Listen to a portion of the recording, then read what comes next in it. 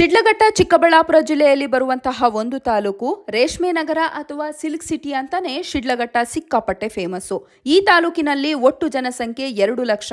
ಇದರಲ್ಲಿ ಟೌನ್ಗಳಲ್ಲಿ 51,000 ಜನರು ವಾಸ ಮಾಡಿದ್ರೆ ಹಳ್ಳಿಗಳಲ್ಲಿ 1,63,000 ಜನರು ವಾಸ ಮಾಡ್ತಾರೆ. ಶಿಡ್ಲಘಟ್ಟದಿಂದ ಬೆಂಗಳೂರು ತುಂಬಾ ಹತ್ತಿರ, ಏರ್ಪೋರ್ಟ್ಗೆ ಜಸ್ಟ್ 36 ಕಿಲೋಮೀಟರ್ ದೂರ ಅಷ್ಟೇ. ಶಿಡ್ಲಘಟ್ಟ ತಾಲೂಕಿನಲ್ಲಿ 4 ಹೋಬಳಿಗಳು, 274 ಗ್ರಾಮಗಳು, 28 ಗ್ರಾಮ ಪಂಚಾಯಿತಿಗಳು ಬರುತ್ತೆ. ಶಿಡ್ಲಘಟ್ಟದ ರೇಷ್ಮೆ ಮಾರುಕಟ್ಟೆ ಏಷ್ಯಾದ 2ನೇ ಅತಿ ದೊಡ್ಡ ಮಾರುಕಟ್ಟೆ ಆಗಿದೆ. ಸೊ ಈ ಭಾಗದ ಜನ ರಾ ಸಿಲ್ಕ್ ಮತ್ತೆ ತಿರುಚಿದ ರೇಷ್ಮೆಯನ್ನ ಉತ್ಪಾದನೆ ಮಾಡ್ತಾರೆ. ಮನೆಗಳಲ್ಲೇ ಸಣ್ಣ ಸಣ್ಣ ಕೈಗಾರಿಕೆಗಳನ್ನ ನಾವು ನೋಡಬಹುದು.